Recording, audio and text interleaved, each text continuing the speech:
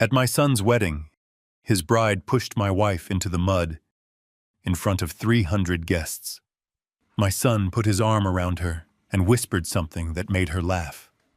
I simply walked to the microphone and said something no one in that room was expecting. Her own father set down his champagne glass. The band stopped playing.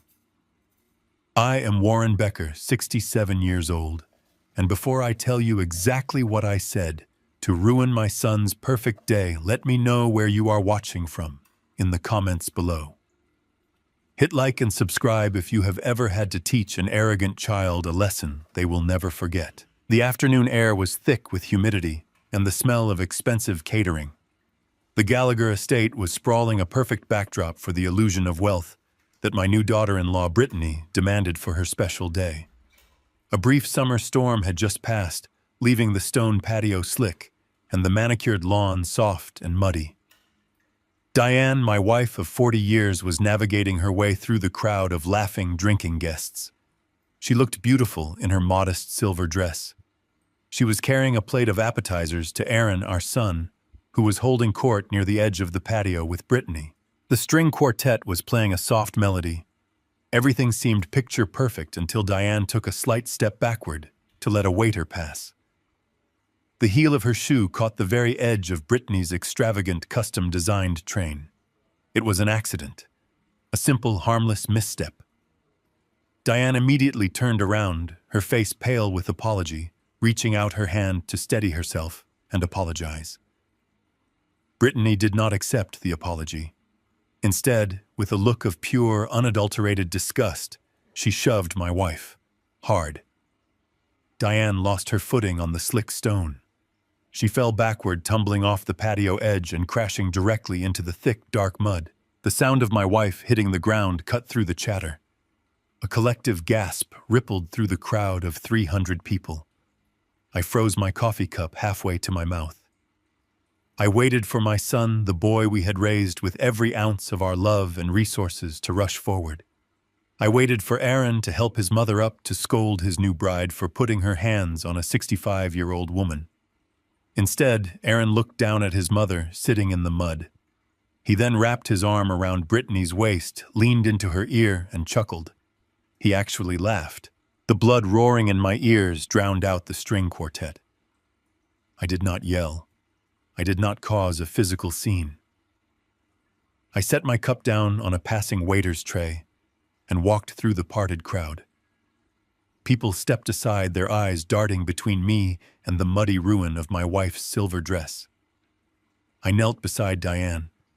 Her eyes were welling with tears of profound humiliation. Her silver dress was ruined, soaked through with brown sludge. I took my handkerchief from my pocket and gently wiped the mud from her cheek. I helped her to her feet, kissed her forehead, and whispered for her to wait by the car. Then I turned my attention to the stage. I walked with a steady, measured pace. Brittany was busy inspecting the hem of her pristine white gown, complaining loudly to her bridesmaids about the smudge my wife had supposedly caused. Aaron was still grinning, holding a glass of champagne. I climbed the 3 steps to the stage. The band leader, seeing the look on my face, stopped conducting. The music died instantly. I reached out and took the microphone from the stand. The feedback whined sharply, cutting through the murmurs of the crowd. 300 faces turned toward me. Vincent Gallagher, Brittany's father, stood near the front, his arrogant chest puffed out in his tailored tuxedo. He lowered his champagne flute, a frown creasing his forehead. I looked directly at Aaron. My son. The boy I had protected and provided for his entire life. Aaron, I said, my voice echoing off the stone walls of the estate. Your mother sends her apologies for dirtying the bride's dress. To make up for the inconvenience, I am announcing my wedding gift right now. Aaron puffed out his chest, a smug smile spreading across his face. He nudged Brittany, expecting a grand gesture, a display of wealth to match the Gallaghers. I reached into my breast pocket and pulled out the crisp white envelope containing the cashier's check I had prepared that very morning. A check for $150,000, the down payment for their dream home. I held the envelope up so the entire crowd could see it. This envelope, I continued, my voice perfectly level, contains a check for $150,000. It was meant to start your new life. However, seeing as that new life involves putting hands on the woman who gave you life, I am officially canceling this check. Effective immediately. I tore the envelope in half right there on the microphone. The tearing sound was magnified, loud, and final. Then I tore it again. I let the pieces fall like snow onto the polished wooden stage. The silence in that reception was absolute. You could have heard a pin drop. Vincent Gallagher's mouth was hanging slightly open. Several bridesmaids covered their mouths in shock. I turned to walk away. I was done. The line had been crossed, and I was cutting the financial cord permanently. But Aaron did not stand there in shame. He did not chase after me to apologize. Instead, he marched up to the stage, his face flushed red with anger. He snatched the microphone from my hand, the feedback screeching again. He sneered at me, his eyes full of venom. "Keep your penny-pinching money, old man," he spat, his voice booming over the speakers. "You think I need your pathetic little savings? Vincent is making me a full partner at Gallagher Imports on Monday. I am stepping into the big leagues. We do not need you or your miserable money anymore. Go home." A smattering of uncomfortable applause came from the Gallagher side of the family. Aaron wrapped his arm triumphantly around Brittany. I did not respond. I simply stepped down from the stage and walked away out of the reception and toward the parking lot where my wife was waiting. But as I walked, my mind was racing. Aaron's arrogant words echoed in my head. Vincent is making me a full partner. My son thought he had just won. He thought he had humiliated me. But there was a massive problem with his triumphant declaration. Aaron believed I was just a mid-level supply chain manager who saved his pennies. He believed Vincent Gallagher was a titan of industry. What Aaron did not know, and what Vincent Gallagher was desperately trying to hide, was that Gallagher Imports had been secretly bankrupt for 3 years. The company was drowning in toxic debt. Vincent did not have 2 dimes to rub together, let alone the capital to make a 32-year-old kid a full partner. Partnerships in corporate structures like that require a massive buy-in, millions of dollars. So as I started the engine of my 10-year-old sedan to drive my muddy, weeping wife home, a chilling question settled in my gut. If Gallagher Imports was bankrupt and my son had no money of his own, how exactly did Aaron buy his way in? What did he trade for that partnership? The answer I was about to uncover would send my own son to federal prison. The drive back to our neighborhood was completely silent. The only sound was the rhythmic beating of the windshield wipers pushing away the summer rain. Diane sat in the passenger seat, wrapped in my suit jacket. She was shivering. The mud had dried into an ugly crust on her skin, and her beautiful silver dress was ruined beyond repair. She stared out the window, refusing to look at me. I knew she was crying quietly. The betrayal of our own son laughing while his wife pushed her into the dirt was a wound that no bandage could fix. I kept my hands firmly gripped on the steering wheel of my 10-year-old sedan. I did not speed. I did not drive erratically. I focused on the road, because if I let my mind linger on the image of Aaron chuckling at his mother, I would have turned the car around and done something I could not take back. We pulled into the driveway of our modest 4-bedroom suburban home. It was the same house Aaron grew up in. The same house where we celebrated his birthdays and helped him with his homework. I walked Diane inside and led her straight to the master bathroom. I ran the warm water and helped her wash the mud out of her hair. She did not say a single word. She simply wept. Once she was clean and dressed in her softest cotton pajamas, I tucked her into bed. I kissed her forehead and promised her everything was going to be all right. I waited until her breathing slowed down and the exhaustion pulled her into a deep sleep. Then I walked down the hall to my home office. I closed the heavy oak door and locked it. I sat at my desk and pulled out my secure phone. I dialed a number I kept memorized. It rang exactly twice before a sharp professional voice answered. It was Pierce. He was my lead corporate attorney and the man who handled all my sensitive legal affairs. I did not bother with pleasantries. I told Pierce to wake up his best forensic accountants. I needed a complete, silent, and expedited audit of every single financial movement my son had made over the last 6 months. I also needed a full background check on Vincent Gallagher and his import business. Pierce asked if there was a specific problem. I told him my son just claimed he bought a full partnership in a bankrupt company, and I needed to know exactly whose money he used to do it. You see, Aaron lived his entire life believing a very specific narrative about his father. He thought I was just a mid-level supply chain manager who saved his pennies and lived a frugal, boring life. He looked down on our modest house. He rolled his eyes at my 10-year-old car. He thought I was small. He thought I lacked ambition. He constantly compared me to Vincent Gallagher, who drove imported sports cars and wore custom-tailored suits. But Aaron did not understand how real wealth works. Real wealth does not need to show off. Real wealth is silent. The truth that I kept hidden to protect my son from becoming a spoiled, entitled brat was that I never worked in the supply chain department. I owned the entire supply chain.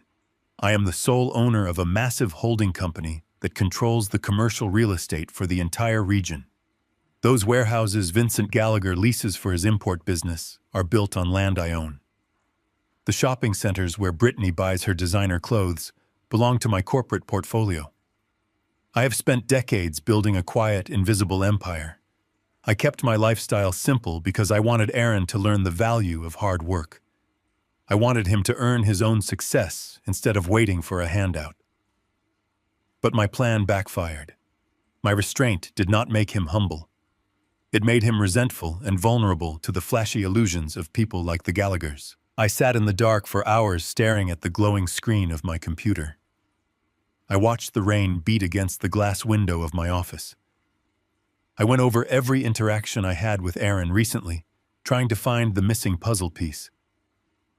Partnerships at a corporate level do not happen with a handshake. They require massive capital, millions of dollars in liquid assets or hard collateral. Aaron earned a decent salary, but he was swimming in credit card debt trying to keep up with Brittany and her luxurious demands. He did not have the cash. He did not have the credit. So how did he buy his way into Vincent Gallagher's company? What leverage did a 32-year-old kid have to offer a desperate, failing businessman? The clock on my desk read 2 a.m. when my secure phone finally buzzed. The bright screen cut through the darkness of the room.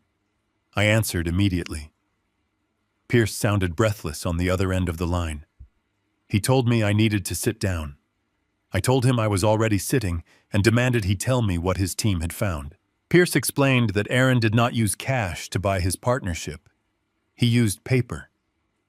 My blood ran cold as Pierce began to lay out the timeline. He told me to think back to exactly 5 weeks ago. 5 weeks ago, Diane was admitted to the local hospital for a minor gallbladder surgery. It was a routine procedure, but she was put on heavy pain medication for a few days to manage the discomfort. I stayed by her side for almost the entire time, but there was one afternoon where I had to step out to meet with a local property manager. I was gone for exactly 2 hours. Aaron had volunteered to sit with his mother while I was away. Pierce's voice grew grim.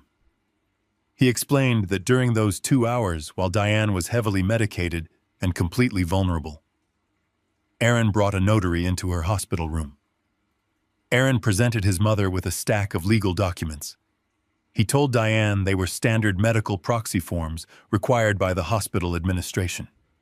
He smiled, held her hand, and told her not to worry about reading the fine print because her eyes were blurry from the medication. He just pointed to the dotted lines and told her where to sign. Diane trusted her son. She signed every single page he put in front of her. She probably smiled at him, thanking him for being such a good boy and taking care of the boring paperwork so his father would not have to worry. The thought of my wife looking up at him with drug-induced hazy affection while he knowingly handed her the instrument of our destruction made me physically sick. But they were not medical proxy forms. Pierce revealed the devastating truth. Aaron had tricked his mother into signing a broad, durable power of attorney. That document gave Aaron absolute and unchecked legal control over Diane's financial assets and property rights. My chest tightened so painfully I could barely breathe. My own son had preyed on his mother while she was lying in a hospital bed, recovering from surgery. I asked Pierce what Aaron did with that document. The answer was a masterclass in betrayal. Pierce told me that Aaron took that fraudulent power of attorney straight to Vincent Gallagher. Aaron used it to sign over the deed to our pristine summer estate, the beautiful lakefront property Diane and I purchased 30 years ago. The place where we spent every July watching the sunsets. The place where Aaron learned how to fish, standing on the wooden dock I built with my own 2 hands. Aaron legally transferred the deed of that property to Vincent Gallagher to use as hard collateral for a massive corporate loan. That was his buy-in. That was how he secured his shiny new partnership. He used our memories and our safe haven to buy a fake title from a fake tycoon. I ended the call with Pierce and placed the phone gently on my desk. The silence of the house felt incredibly heavy. I looked down the hallway toward the master bedroom, where my wife was sleeping, completely unaware that her son had stolen her property while holding her hand in a hospital bed. She was already broken from being shoved into the mud. If she knew the extent of his deception, it would destroy her completely. Aaron thought he had won. He thought his forged paperwork and his arrogant new family had elevated him above his boring, frugal parents. He thought he was untouchable because he believed I was just a tired old man who could not fight back. He did not realize he had just kicked a sleeping giant. He wanted to play high-stakes corporate games using my assets. He wanted to steal the ground out from under us. I opened my encrypted corporate ledger and stared at the vast web of companies under my control.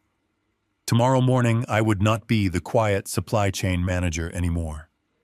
I was going to teach Aaron and his new father-in-law a lesson about real power, and I was going to make sure they lost absolutely everything. I did not throw my coffee mug against the wall. I did not scream into the empty hallway. Anger is a cheap emotion. It makes you sloppy. It makes you loud. And right now, I needed to be entirely silent. I sat in the heavy leather chair of my home office, enveloped in total darkness, save for the harsh blue light of my computer monitors. The rain continued to lash against the glass, but my mind was completely disconnected from the storm outside. I was focused entirely on the digital trail my son had left behind. Aaron thought he was a mastermind playing a high-level corporate game. But he left a digital footprint so wide and reckless, it was almost insulting to look at. I opened my encrypted master ledger. I bypassed 3 distinct security firewalls to access the core banking portal of my holding company. I tapped into the county registry database. It was time to see exactly how deep my son had dug his own grave. The summer estate was the first piece of the puzzle. I pulled up the public property records. There it was. A title transfer executed exactly 2 weeks ago. The forged power of attorney had been scanned and attached to the file. I stared at the digital copy of my wife's signature. The handwriting was shaky, influenced by the heavy painkillers flowing through her veins during her hospital stay. My chest tightened again, but I forced the emotion down. I had to remain clinical. I had to look at this not as a betrayed father, but as the chief executive of an empire under attack. Aaron had signed the property over to a newly formed corporate entity. I ran a quick search on that registry. It was registered to Vincent Gallagher. Aaron had literally handed over a multi-million-dollar lakefront property for absolutely zero financial compensation. It was a blind, desperate gift to win the approval of his arrogant new father-in-law. But as I dug deeper into the commercial registry, I noticed a secondary filing attached to the same corporate profile. My eyes narrowed. You do not file that specific addendum unless you are leveraging the asset. I cross-referenced the company with the commercial loan databases my holding company monitors. A new entry popped up on the screen, and the numbers made my stomach drop. Aaron did not just hand over the deed to the summer house. He used that forged power of attorney to originate a massive commercial loan. Vincent Gallagher had secured $500,000 in liquid cash, to inject directly into his failing import business. Aaron was the primary signatory on the loan application. He used his mother's stolen legal authority to underwrite Vincent's bailout. The sheer audacity of the move was staggering. But it was the collateral schedule attached to the bottom of the loan agreement that made my blood freeze. A $500,000 commercial line of credit requires significant backing. The summer house alone was not enough to satisfy the aggressive terms of the bank Vincent had chosen. I scrolled down to the secondary collateral section. My vision blurred for a fraction of a second. There, listed in plain black and white text, was the address of my primary residence. The house I was sitting in at that very moment. The house where my wife was currently sleeping down the hall. Aaron had cross-collateralized our primary home to secure the rest of the funds for Vincent. He put a lien on the roof over his mother's head to buy his way into a fake partnership. If Vincent Gallagher defaulted on this high-interest loan, the bank would not just seize the summer estate. They would foreclose on the house we had lived in for 30 years. My son had legally authorized a bank to throw his parents out onto the street if his new father-in-law failed to make a payment. He had sold our past and our present to buy his own future. I leaned back in my chair and stared at the ceiling. The betrayal was so absolute, so structurally complete, that it almost defied logic. He had left us completely exposed. Now I faced a choice that no father should ever have to make. I looked at the digital copy of the forged power of attorney glowing on my screen. I possessed the legal and financial resources to obliterate that document with a single phone call. I could contact my attorneys and the banking authorities right now. I could file an immediate fraud injunction. The legal mechanism was incredibly simple. The moment I declared the document a forgery, the bank's automated compliance protocols would trigger. The $500,000 loan would be recalled instantly. Vincent Gallagher's company would be thrown into immediate receivership, and his entire pathetic empire would collapse before the sun came up. He would be bankrupt and ruined. But destroying Vincent was the easy part. The real problem was the criminal liability. The bank would demand a scapegoat for the fraudulent loan origination. The signature on the commercial application did not belong to Vincent. It belonged to Aaron. My son was the one who presented the forged document across state lines to secure the funds. He committed wire fraud. He committed grand larceny. He committed severe elder financial abuse against his own mother.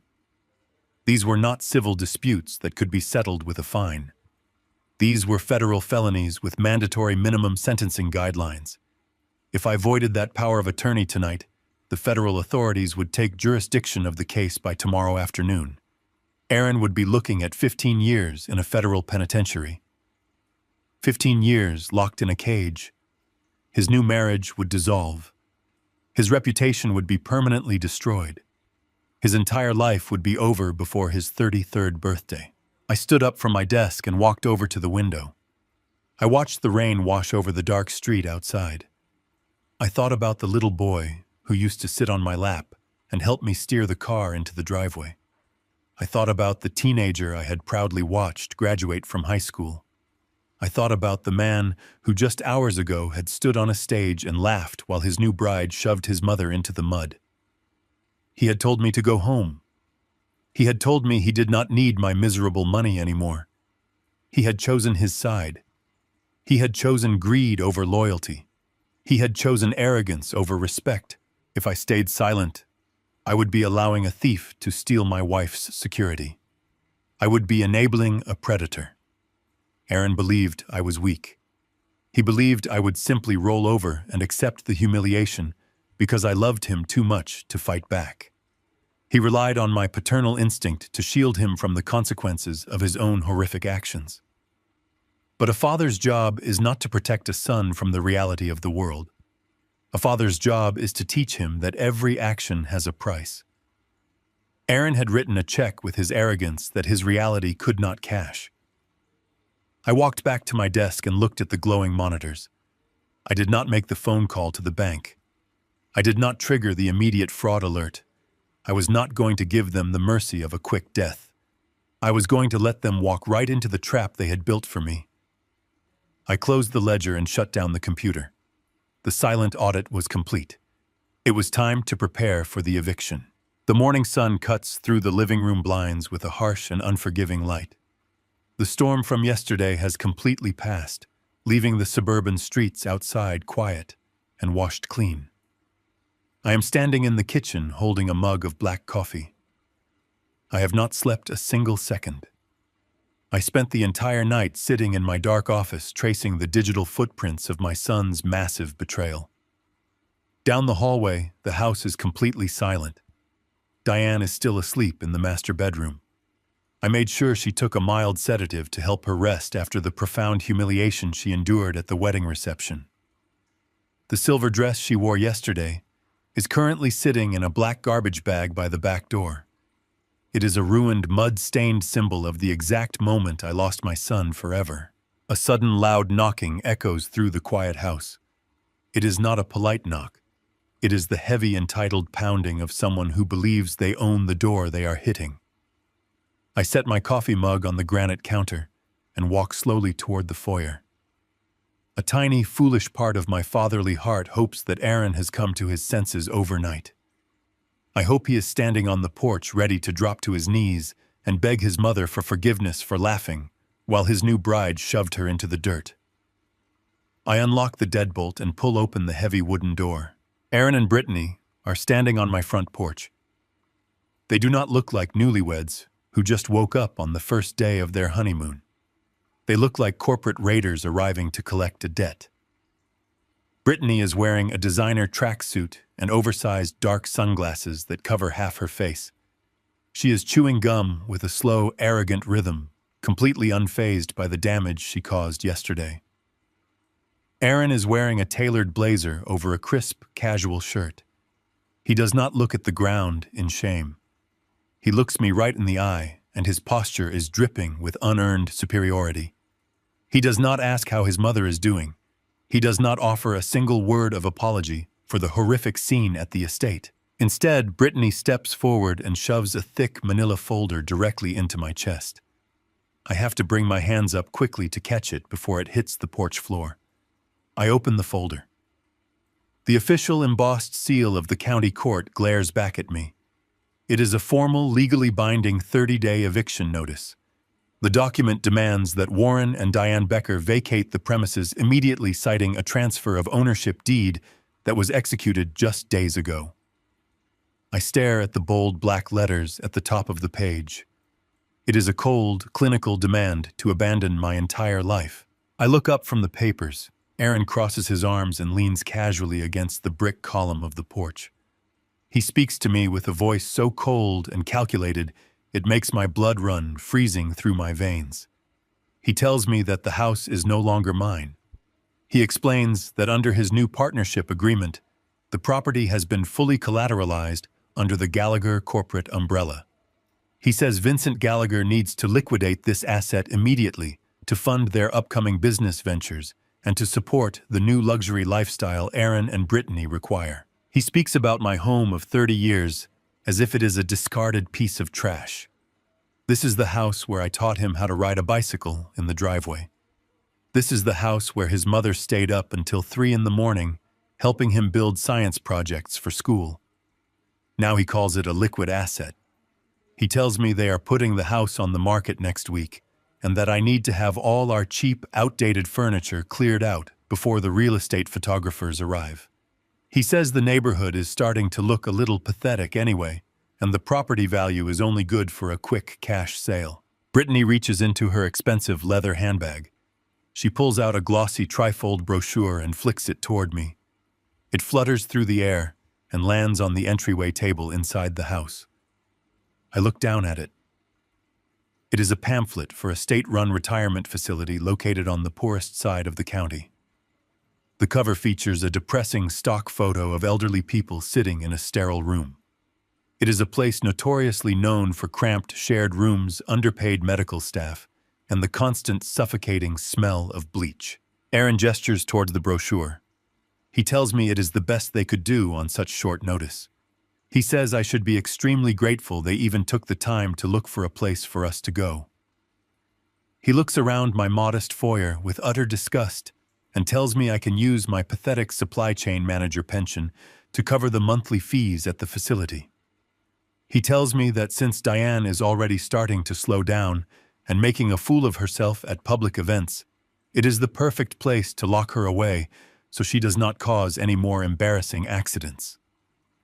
The cruelty in his voice is absolute. He is actively enjoying the process of stripping away his parents' dignity. My heart beats with a slow, steady, and terrifying rhythm. I force my breathing to remain perfectly controlled. I look at the eviction notice in my hand. I look at the humiliating brochure on the table. I look at my son. The boy I protected from every single hardship in the world is standing on my porch, grinning like a predator who just conquered a weak and helpless prey. This was his final test, and he has failed it spectacularly. The boy I loved is entirely gone. Only a greedy, arrogant stranger remains in his place. Brittany smirks and adjusts her sunglasses. She taps Aaron on the arm and tells him they need to leave because they have a first-class flight to catch for their tropical honeymoon. She says they cannot waste another minute breathing the air in this depressing neighborhood, and she wants to be sipping champagne over the ocean by noon. I do not shout at them. I do not tear up the eviction notice and throw it in their faces. I do not break down in tears and beg my son to reconsider. I do not tell them about the federal wire fraud they just committed by forging Diane's signature on the medical proxies. I simply fold the legal document neatly and slide it back into the manila folder. I look Aaron dead in the eye, keeping my voice perfectly quiet and perfectly level. I tell him I will pack. Aaron lets out a loud, triumphant laugh. The sound echoes down the quiet suburban street. He wraps his arm around Brittany's waist and pulls her close. They turn around and walk down the driveway toward their leased luxury sport utility vehicle. They are laughing and whispering to each other the entire way. They think they have completely destroyed the old man. They think they have outsmarted me, forced me into submission, and seized a valuable piece of an empire. I stand in the doorway and watch them get into their car. They drive away without looking back, completely unaware of the absolute devastation they have just unleashed upon themselves. Aaron thinks he is a genius businessman executing a hostile corporate takeover. He thinks he just seized a free and clear asset to impress his arrogant father-in-law. He does not know that by claiming legal ownership of this specific property and initiating a formal eviction, he just stepped directly onto a massive, hidden financial landmine. He just legally bound himself and the entire Gallagher corporate structure to a trap I set 15 years ago. They think they are sending me to a nursing home, but they are walking blindly into their own total destruction. I did not waste time looking back. I walked into the master bedroom where Diane was sitting on the edge of the mattress. She looked incredibly small, holding a single framed photograph of Aaron from when he was 10 years old. I gently took the frame from her hands and placed it face down on the nightstand. I told her we only needed to pack 2 suitcases. We would take just the absolute essentials and enough clothes for a few weeks. She looked at me with red, swollen eyes, asking where we were going to go. She asked if we really had to move into the horrible state-run facility Aaron had shoved in our faces. I smiled a soft, genuine smile for the first time in 2 days. I kissed her forehead and told her we were going somewhere much better. We walked out the front door of the house we had lived in for 3 decades. I did not lock the deadbolt. Aaron owned the house now. Let him worry about the security. I drove us away from the quiet suburban streets and headed straight toward the glittering skyline of the city. Diane remained silent in the passenger seat, watching the familiar neighborhoods fade away into the distance. When I pulled into the private underground parking garage of the tallest residential tower in the financial district, she finally looked at me with deep confusion. A valet in a crisp uniform immediately opened her door, addressing me by name with utmost respect. I led my wife into a private elevator that required a biometric scan to operate. The polished steel doors opened directly into a sprawling 6,000-square-foot penthouse. Floor-to-ceiling windows offered a panoramic view of the entire city skyline. The floors were pristine imported marble, and the kitchen was larger than our entire old suburban house. Diane dropped her purse on the floor. She asked me whose house this was and what we were doing here. I took her hands in mine and told her the truth I had kept hidden for her protection and for our son's character. I told her the house belonged to a blind trust. I told her the blind trust belonged to me. I guided her to a plush velvet sofa overlooking the city lights. I explained that I was never a mid-level supply chain manager. I explained that over the last 40 years, I had built a massive holding company that owned the very commercial buildings we were looking at through the glass. I told her I kept our lives simple because I wanted our son to grow up grounded and humble. I wanted him to understand the value of a hard-earned dollar instead of becoming an entitled heir waiting for a massive payout. Diane listened with wide eyes as the reality of our true situation washed over her. The tears of humiliation she had been crying for 2 days were slowly replaced by profound shock. She realized we were not destitute. She realized we were not at the mercy of our arrogant son and his greedy new family. We were entirely untouchable. I poured her a glass of sparkling water and told her to rest. I had to make a phone call to finalize the transfer of our old property. I stepped into the penthouse study. The room was soundproof and lined with dark wood shelves filled with legal volumes. I sat at the massive glass desk and looked out over the empire I had quietly built from nothing. It was time to spring the trap Aaron had so eagerly walked into. 15 years ago, my corporate accountants advised me to structure my personal assets to minimize legal liability. I placed my primary suburban residence under a very specific financial umbrella. I intentionally attached a highly toxic balloon mortgage to the property using one of my own corporate subsidiaries as the lender. It was a brilliant corporate tax shield designed to protect my assets from outside litigation. The terms of this specific mortgage were utterly predatory. It carried an exorbitant interest rate and featured a brutal acceleration clause. As long as the deed remained in my name, the mortgage was completely harmless. I was essentially borrowing money from myself to keep the house untouchable. I never had to make a payment because the debt simply sat dormant on my own private ledgers. But the acceleration clause was designed with a very specific trigger to destroy anyone who tried to take the property from me. If the deed of the house was ever transferred, sold, or seized by another party without the explicit written consent of the lending company, the entire balance of the mortgage became due immediately. Not in 30 days, not in a week. Immediately. Aaron thought he was a genius when he used the forged medical proxy to transfer the deed of my house to Vincent Gallagher.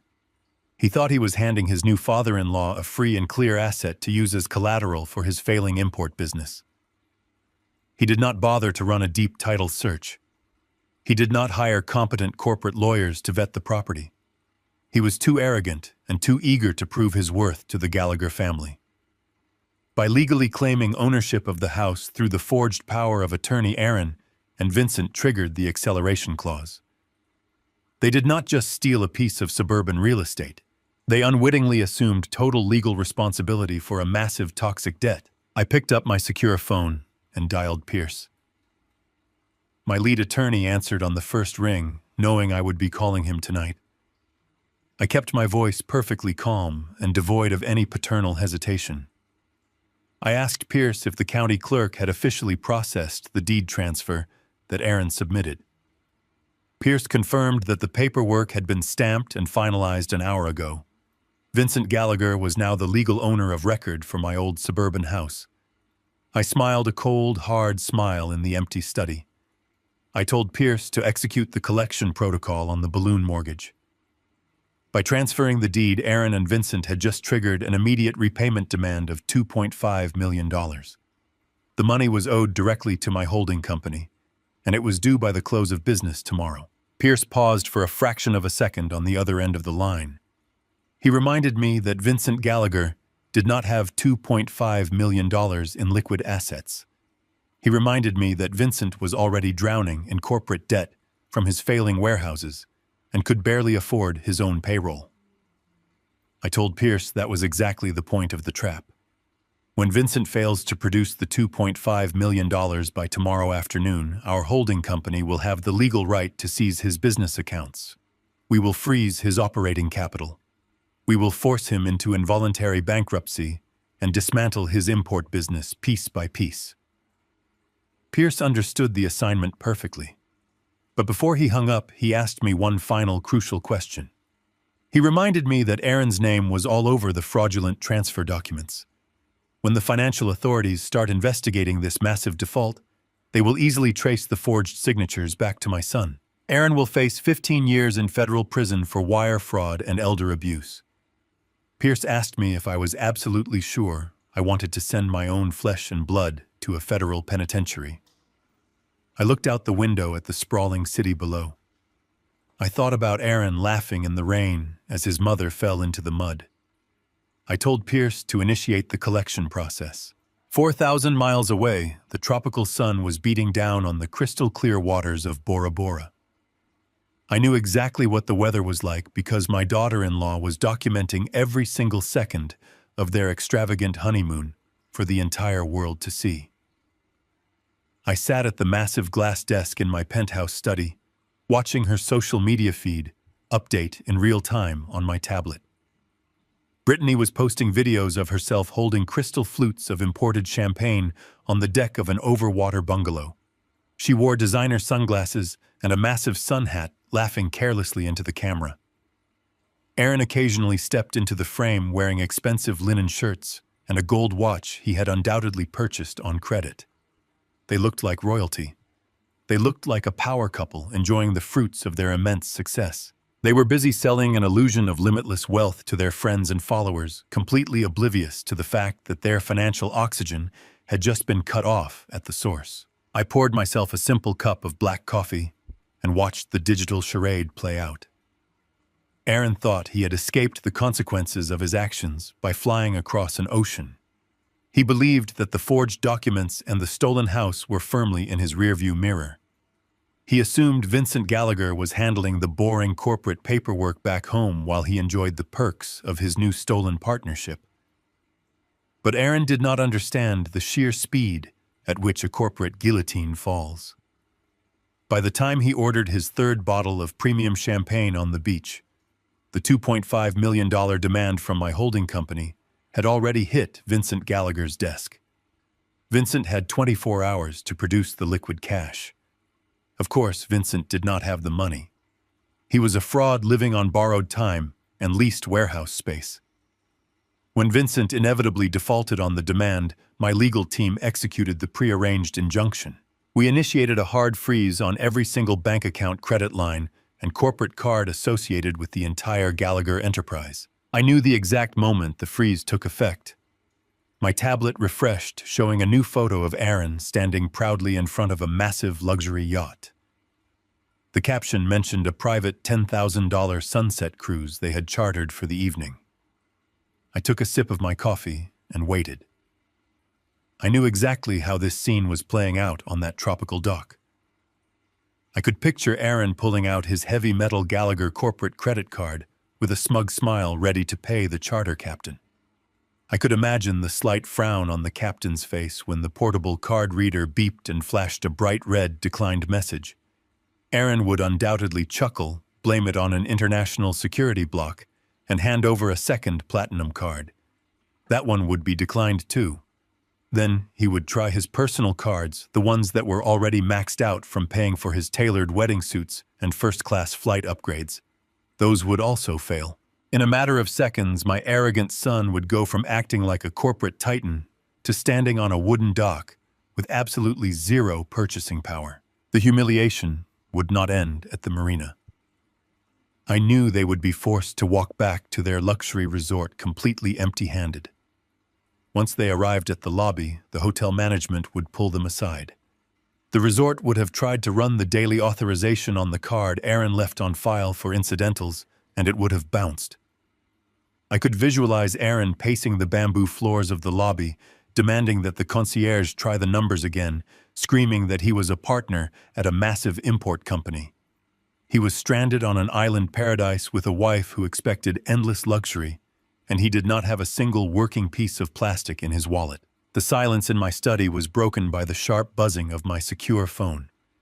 The screen illuminated, displaying an international incoming number. It was Aaron. It was a testament to his sheer arrogance that his first instinct was to call the father he had just evicted. He did not call to apologize. He called because he was looking for someone to blame. Before I answered, I reached across my desk and activated a high-definition audio recording device. In this state, I am legally permitted to record my own phone conversations, and I needed every single word of this call captured with absolute clarity. I pressed the green button on the screen and brought the phone to my ear. I did not say hello. I simply waited for him to speak. His voice came through the speaker, completely stripped of the confident swagger he had displayed on my front porch. He was breathing heavily, his words tumbling out in a panicked, frantic rush. He demanded to know what was happening. He yelled that his cards were being declined everywhere and that hotel management was threatening to lock them out of their bungalow if they did not provide a valid form of payment immediately. He told me he had finally managed to reach Vincent on the phone, and that Vincent was screaming about a $2.5 million demand tied to the suburban house. Aaron was furious. He accused me of sabotaging his deal.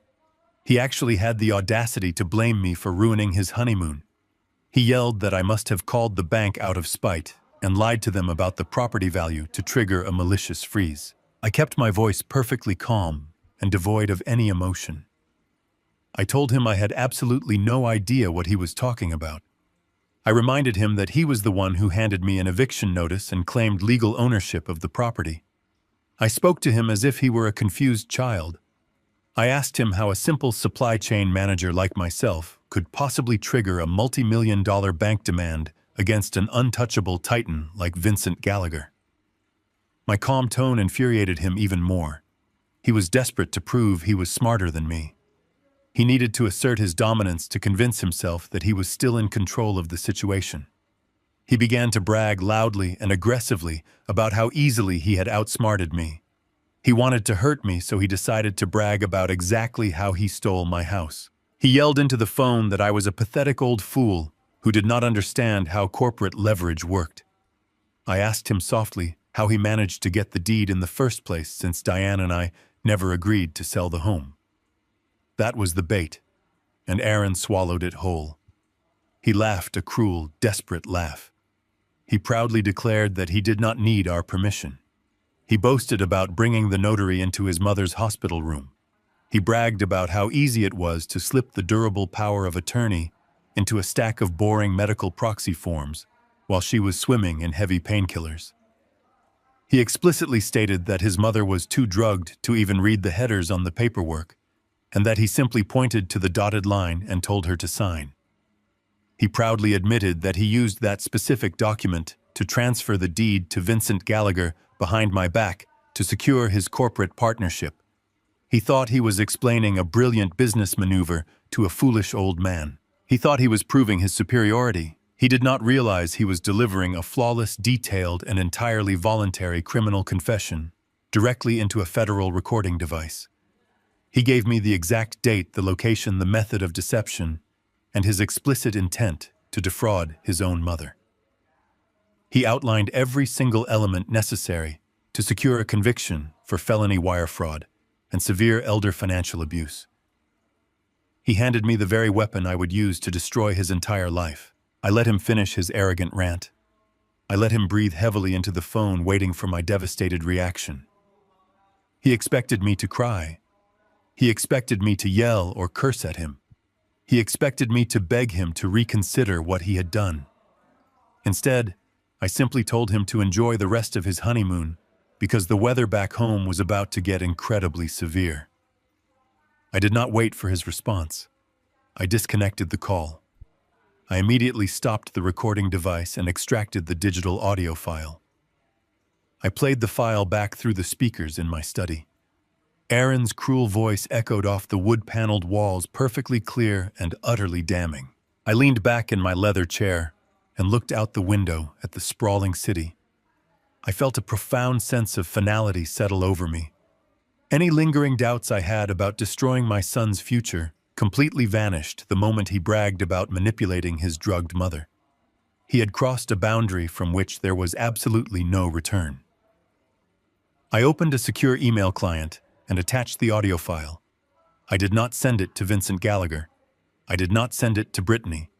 I sent it directly to Pierce with a single line of instruction. I told Pierce to prepare the federal dossier.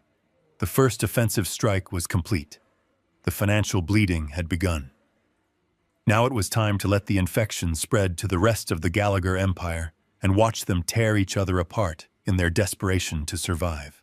The morning sun glared off the polished hood of Vincent Gallagher's imported sports car as he drove down the highway toward the industrial district. He gripped the leather steering wheel, feeling like an absolute king. The wedding weekend had been a spectacular triumph of smoke and mirrors. He had successfully projected the image of a billionaire tycoon to hundreds of wealthy guests. He had watched his daughter Brittany marry a young man who was eager to please and easily manipulated. More importantly, he had secured the deed to a valuable piece of suburban real estate without spending a single dime of his own money. Vincent felt completely untouchable. He believed he had outsmarted everyone. He turned up the volume on the classical music playing through his premium car speakers, letting the triumphant symphony wash over him. He was ready to start the work week feeling victorious and recharged. He steered his car off the highway and took the familiar exit toward his flagship commercial property. Vincent operated his entire import business out of 3 massive connecting warehouses in the busiest logistics hub in the county. The sprawling steel buildings were the beating heart of his operation. Every single piece of imported inventory, every delivery truck, and every corporate server was housed behind those high chain-link fences. But as he turned the corner onto his private access road, the triumphant music in his car felt suddenly out of place. He noticed the eerie silence immediately. There were no heavy diesel engines idling by the loading docks. There were no forklifts backing up with their familiar warning beeps. The massive metal loading bay doors were all rolled tightly shut. Vincent slowed his car to a crawl as he approached the main entrance. His heart skipped a beat when he saw the flashing red and blue lights reflecting off the warehouse walls. 4 law enforcement vehicles were parked diagonally across the entrance ramps, forming a solid blockade. Federal marshals wearing dark tactical vests were standing side by side in front of the main gate. A team of private security contractors in high-visibility jackets was currently wrapping thick, heavy chains around the iron bars of the gate. Vincent slammed on his brakes. He threw his car into park and leaped out, leaving the engine running and the door wide open. His face flushed bright red with indignant rage. He marched up to the closest federal marshal, demanding to know what they were doing on his property. He puffed out his chest and used the loud, arrogant tone he usually reserved for intimidating his underpaid employees. The marshal did not flinch. He did not look intimidated. He simply looked at Vincent with mild pity and handed him a thick stack of legal documents attached to a heavy clipboard. The marshal informed him that they were executing a federal commercial lockout order. He stated that the property did not belong to Vincent Gallagher, and his access rights had been officially revoked. Vincent snatched the clipboard and stared at the bold black letters printed at the top of the page. The document was an immediate eviction and asset seizure notice issued by the parent company that owned the industrial park. The company was named Apex Holdings. A cold knot of pure panic began to form in Vincent's stomach as he read the fine print. His entire business model operated on commercial leases. He did not actually own the ground his empire was built upon. For the past 2 months, he had intentionally ignored the rent notices from his landlord. He had quietly diverted hundreds of thousands of dollars from his operational budget to pay for Brittany's extravagant wedding catering and imported floral arrangements. He needed to maintain the illusion of massive wealth to impress the high society guests. He assumed Apex Holdings was just a slow-moving, faceless corporate bureaucracy. He figured he could ignore their automated warning letters and just pay the late fees whenever his next shipping container arrived. He believed he was too important of a tenant to face any real consequences. He assumed completely wrong. Apex Holdings did not send another warning letter. They invoked a zero-tolerance commercial eviction clause that was buried deep within the original lease agreement. The marshals explained the brutal reality of his situation with clinical precision. They told Vincent that the lockout was absolute and comprehensive. Every single physical asset inside those 3 massive warehouses was now legally seized by the landlord to cover the defaulted rent and the breach of contract penalties. His entire inventory of imported goods was locked inside. His fleet of delivery trucks was impounded behind the chained gates. His computer servers containing all his client data and financial records were completely inaccessible. He could not fulfill a single order. He could not ship a single product. He could not even access his own office to retrieve his personal files. His entire company had been decapitated in a single morning. Vincent turned around and looked down the sidewalk. His warehouse managers and administrative staff were standing on the curb, holding cardboard boxes filled with their personal belongings. They had been escorted out of the building by armed security before Vincent even arrived. They looked at him with a mixture of anger and profound betrayal. He was their boss, and he had failed them completely. He watched as a contractor snapped a massive steel padlock shut around the main gate securing the heavy chains. The loud metallic click echoed down the empty street. It was the sound of his entire life crumbling to dust. He was standing on the outside of his own empire looking through the fence at a business he could no longer touch. He retreated to his luxury sports car and slammed the door shut. His hands were shaking so violently he could barely unlock his phone. The confident, arrogant tycoon from 20 minutes ago was entirely gone, replaced by a desperate, terrified man watching his world burn. He called his chief financial officer, screaming into the receiver, demanding a solution. The financial officer sounded completely defeated on the other end of the line. He told Vincent that Apex Holdings had moved with a level of speed and aggression he had never seen before in his entire career. They did not just lock the doors to the physical buildings. They had triggered emergency injunctions on the corporate surety bonds. The business was effectively paralyzed on every possible front. Vincent realized he was completely out of options. He was drowning, and he needed a massive bailout immediately. He told his financial officer to find out exactly who was pulling the strings at Apex Holdings. He demanded the name of the chief executive officer.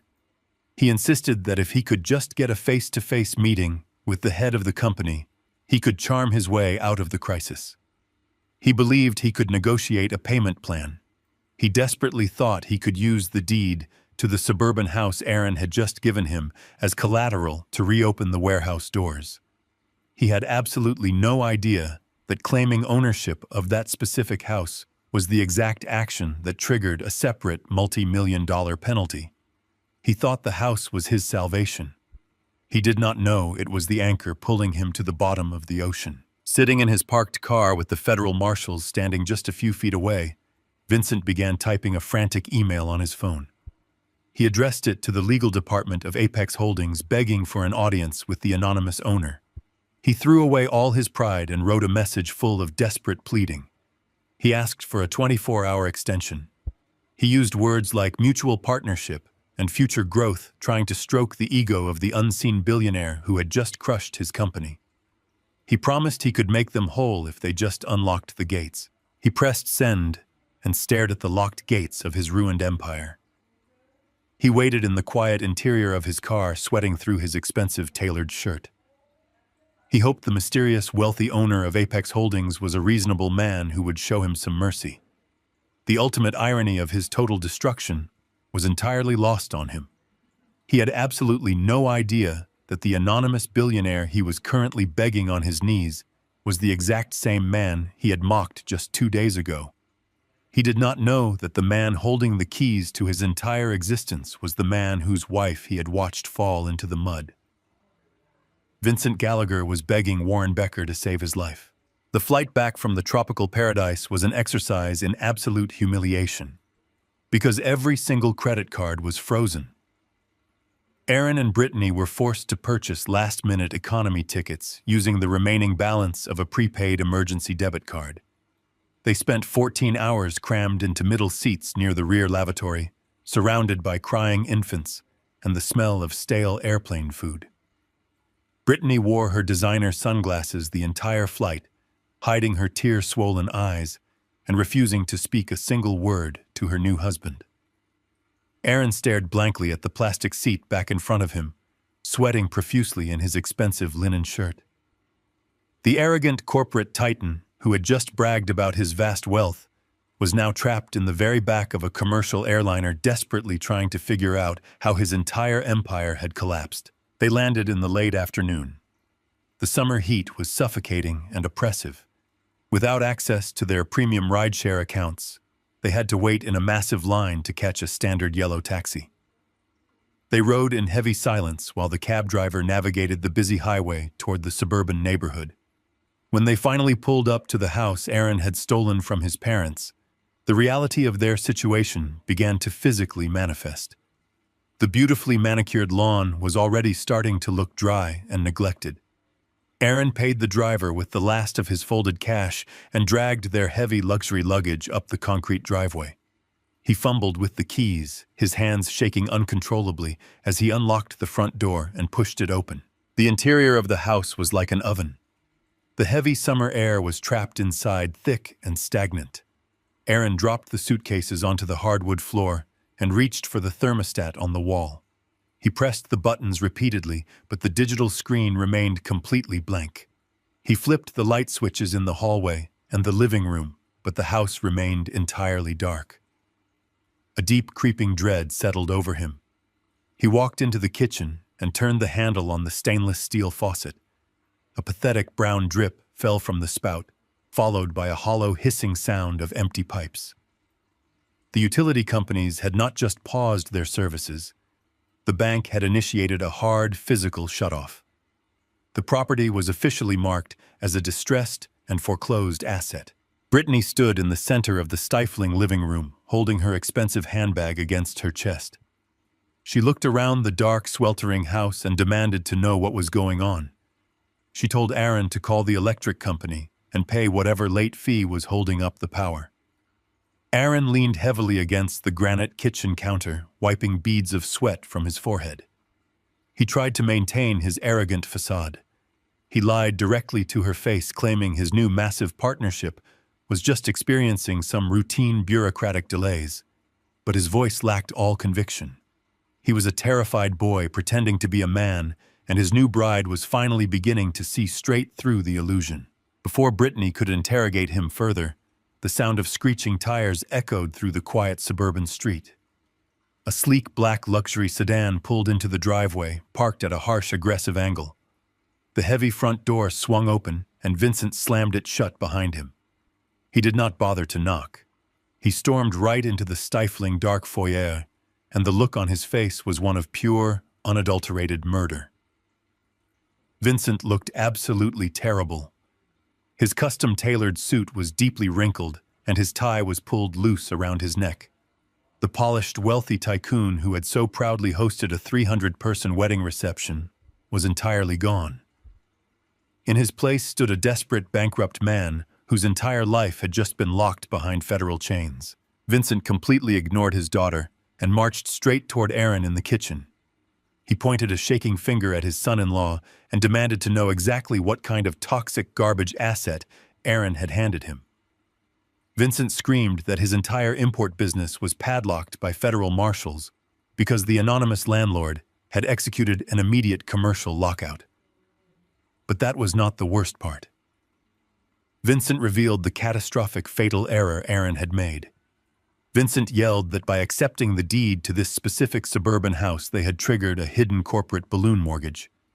He told Aaron that the bank was currently demanding an immediate repayment of $2.5 million.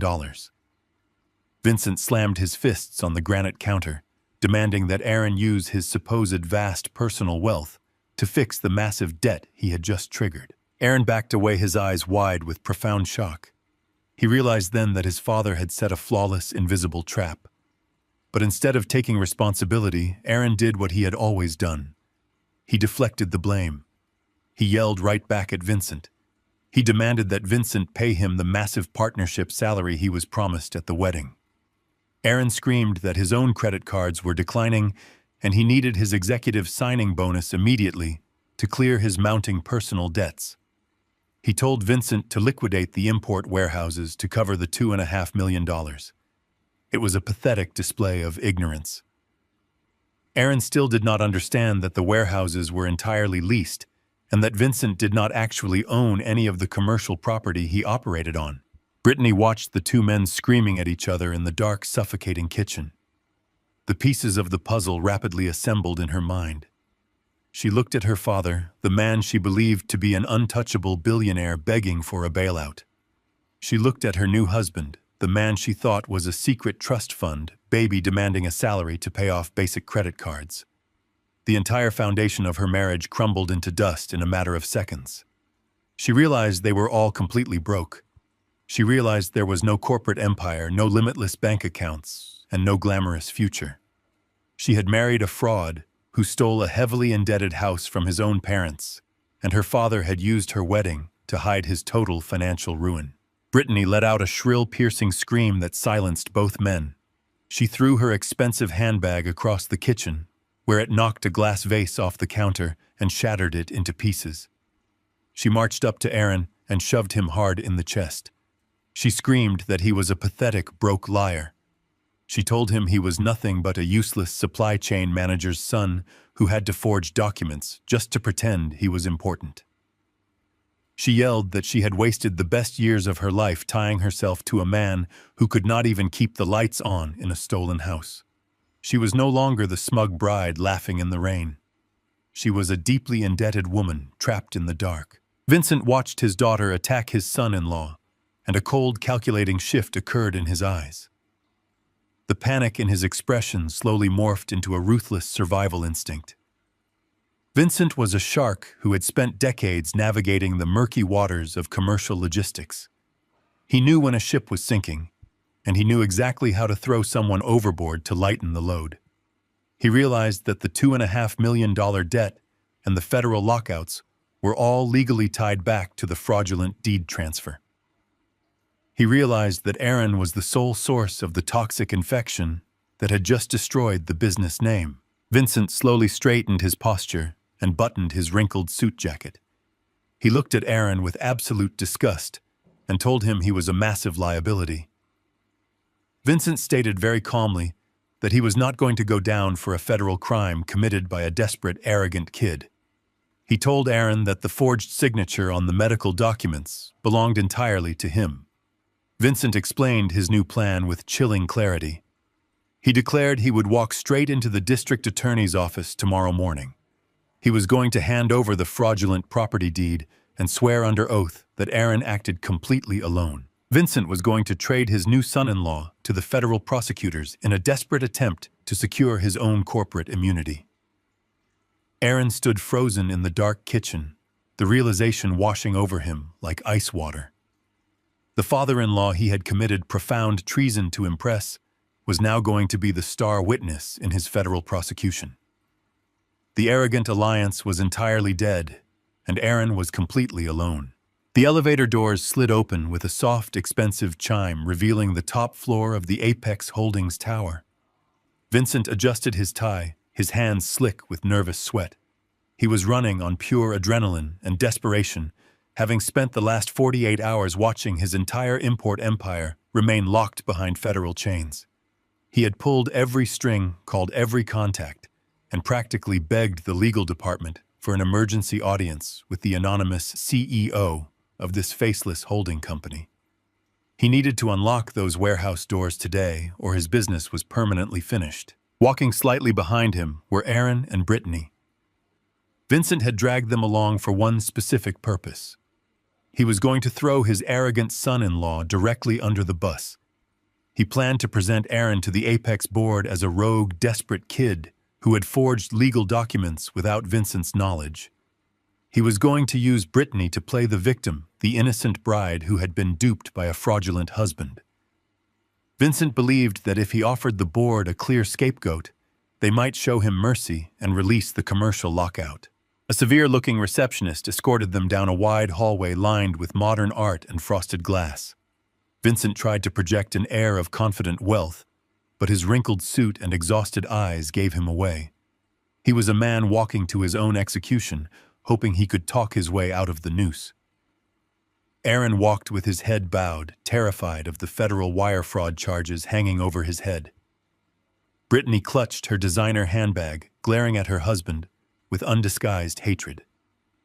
The toxic alliance that had formed at the wedding reception was entirely dead, replaced by a desperate, frantic scramble for individual survival. The receptionist opened a set of heavy mahogany doors, gesturing for them to enter the main boardroom.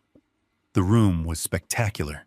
Floor-to-ceiling windows offered a panoramic view of the entire city skyline, the exact same view I enjoyed every morning from my private office.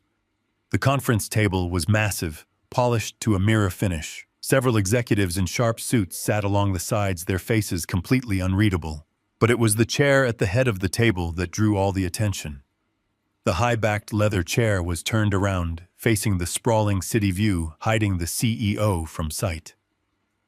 Vincent stepped into the room, clearing his throat, trying to summon the arrogant swagger he had used to intimidate so many people. He announced his presence, stating that he was Vincent Gallagher, and he was here to negotiate a mutually beneficial resolution to the unfortunate commercial lockout situation.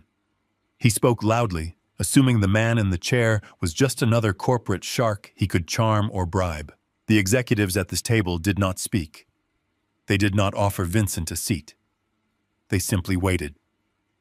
The heavy leather chair slowly swiveled around. Vincent stopped talking instantly.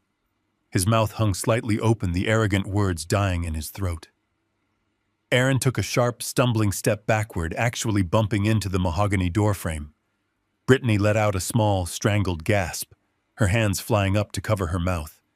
The color drained entirely from their faces, leaving them looking like three ghosts staring at the absolute impossible. I sat at the head of the table wearing a perfectly tailored charcoal suit, my hands folded calmly over a thick leather-bound dossier. I did not look like the tired supply chain manager they had mocked. I did not look like the old man they had tried to evict. I looked exactly like what I was, the chief executive of a multi-billion-dollar empire, and the man who held their entire lives in the palm of his hand. The silence in the boardroom was absolute. You could hear the faint hum of the city traffic far below. Vincent stared at me, his eyes wide with a profound, shattering comprehension. The pieces of the puzzle slammed together in his mind with devastating force. The massive commercial lockout, the sudden $2.5 million demand, the perfectly timed financial freeze. It was not a faceless corporate bureaucracy. It was a targeted surgical strike executed by the man he had humiliated just days ago. Aaron looked at me, his entire body trembling. The arrogant son who had laughed while his mother was shoved into the mud was entirely gone. In his place stood a terrified boy who finally realized the true magnitude of his mistake. He had tried to steal a house from a man who owned the city. He had tried to play corporate games with a man who wrote the rules. I let them stand there for a long, agonizing moment, letting the sheer terror of their situation sink deep into their bones. I did not raise my voice. I did not gloat. True power does not need to shout. I picked up the thick dossier and slid it slowly across the polished mahogany table. The heavy folder stopped exactly in front of Vincent. I looked him dead in the eye, my voice perfectly level, carrying the weight of absolute authority. "Welcome to my office, Vincent," I said quietly. "Let's talk about your debt." Vincent reached for the dossier with hands that trembled so violently he could barely lift the heavy leather cover. He flipped it open and stared at the pages inside. I did not need to look at the documents to know exactly what he was seeing. I had personally curated every single piece of paper in that file. The very first page was the master lease agreement for the 3 commercial warehouses that housed Gallagher Imports. I watched his eyes scan the bottom of the page where the parent company signature was required. I told him to look closely at the ink. I told him to recognize the name that had been signing his lease renewals for the past decade. It was my name. I explained that he did not just rent space from a faceless corporate entity. He rented his entire livelihood from me. I owned the concrete his trucks parked on. I owned the steel walls that protected his inventory. And because he decided to finance his daughter's extravagant wedding instead of paying his commercial rent, I now owned every single piece of imported inventory locked inside those buildings. Vincent tried to speak, but his throat was completely dry. He swallowed hard, sounding like a man suffocating on his own arrogance. I did not let him catch his breath. I instructed him to turn to the second page. It was the acceleration clause connected to the toxic balloon mortgage. I spoke with a quiet, clinical precision, letting every word land like a physical blow. I explained that when my son handed him the forged deed to my suburban home, Vincent enthusiastically accepted stolen property. By using that stolen deed to secure a commercial bailout loan, he officially tied the Gallagher corporate structure to my hidden financial trap. I told him that the $2.5 million demand was not a clerical error. It was a legally binding execution of debt. I looked at the proud tycoon who had sipped champagne while my wife lay weeping in the dirt. I told him that his company was currently in receivership. His bank accounts were completely frozen. He was officially bankrupt and facing severe federal scrutiny for receiving fraudulent collateral across state lines. The illusion of his vast empire was completely dead. Then I turned my attention to the bride. Brittany stood frozen near the edge of the massive mahogany table. The arrogant smirk she had worn on my front porch when she handed me the eviction notice was entirely gone. She looked like a ghost trapped under the bright fluorescent lights of the boardroom. I slid a separate, much thinner folder across the polished wood directly toward her. I told her to open it. I told her she deserved to see the exact financial portfolio of the man she had married. She hesitated, her manicured fingers shaking as she lifted the cover. I did not wait for her to read it. I recited the numbers from memory so the entire board of executives could hear exactly what kind of fraud was standing in their presence. I detailed Aaron's maxed-out credit cards. I listed the exorbitant personal loans he took out to pay for his tailored suits and his first-class honeymoon to Bora Bora. I explained that Aaron possessed absolutely zero equity in the Gallagher company because his entire partnership buy-in was founded on a forged, stolen, and highly toxic asset. I watched the realization wash over her pale face. She had married a man purely for his supposed wealth and his corporate ambition, only to discover she had tied herself to a completely broke criminal. I looked at her pristine designer outfit and reminded her that every single luxury she was currently wearing was financed by fraudulent debt. I told her that the shoes she had used to push my wife into the mud were bought with stolen money. The atmosphere in this boardroom fractured completely. The reality of their total destruction fell upon them like a collapsing building. Vincent Gallagher, the man who had built his entire identity on dominating others physically, collapsed. His knees hit the carpeted floor with a heavy thud. He gripped the edge of the mahogany table, looking up at me with tears streaming down his face.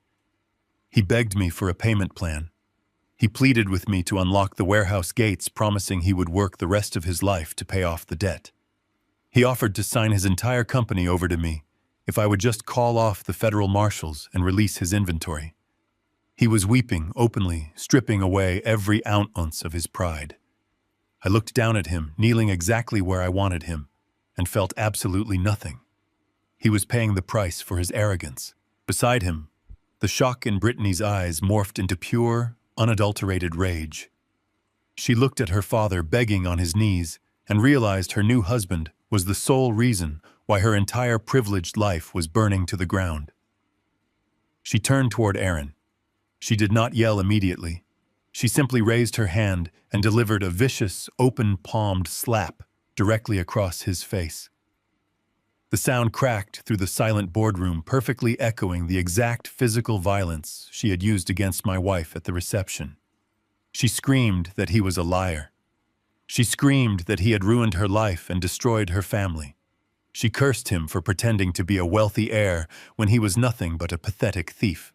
Aaron stumbled backward, clutching his red, stinging cheek, completely paralyzed by the collapse of his entire world. The executives at the table watched the scene with cold detachment. Aaron looked around the room, searching for a single sympathetic face and finding only severe judgment. He finally looked away from his furious wife and turned his panicked eyes toward me.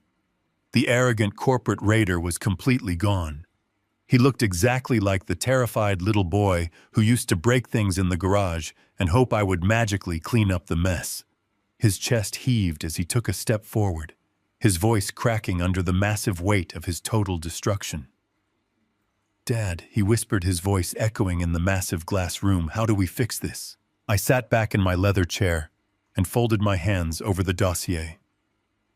I looked at the son who had laughed at his mother's humiliation. I looked at the man who had forged documents while his mother was drugged in a hospital bed. "We do not," I replied, my voice completely devoid of any paternal warmth. "You evicted me. I am just your landlord now." The silence in the boardroom was absolute. Aaron stood there with the red mark of his wife's hand still burning on his cheek. He was waiting for me to throw him a lifeline. He was waiting for the father who had fixed every broken toy and paid for every mistake to somehow wave a magic wand and make the $2.5 million debt disappear. I did not move a single muscle to help him. I simply reached into the inner pocket of my tailored suit jacket. I pulled out a small black digital audio player. I placed it gently on the polished mahogany table right next to the massive dossier of his financial ruin. Vincent was still kneeling on the floor, weeping quietly into his hands. Brittany was breathing heavily, glaring at Aaron with a hatred so pure it practically vibrated in the air. The board executives sat completely still, watching the destruction of a family play out in real time. I looked at Aaron and told him that his biggest mistake was not stealing from me. His biggest mistake was assuming I was stupid. I pressed the play button on the small black device. The audio was crystal clear. It echoed off the floor to ceiling glass windows and filled the massive corporate space. It was the exact recording of the phone call Aaron had made to me from his luxury bungalow in Bora Bora. My calm, steady voice played first, asking him a simple question about how he managed to secure the deed to my house. Then came his reply.